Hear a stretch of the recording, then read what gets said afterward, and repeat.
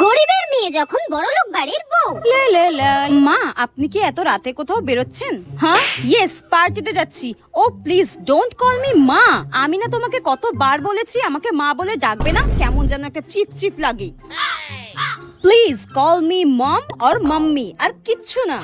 কেউ ভূত একটা, যত সব। মা, আপনি ফিরে এসে রাতের খাবার খাবেন তো? তাহলে আমি রান্নাটা চাপিয়ে দিই।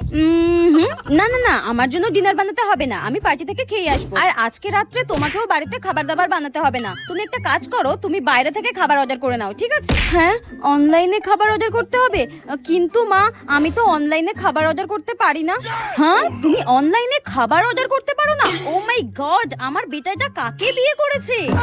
আমার কাছে তো কোনোদিন ফোনই ছিল না। নেহাত আমার বেটা তোমাকে ভালোবেসেছিল তাই, নইলে তোমার মতো ভিখিরি আর গেও ভূতকে এই চৌধুরী বংশের বউ কোনোদিনও করতাম না।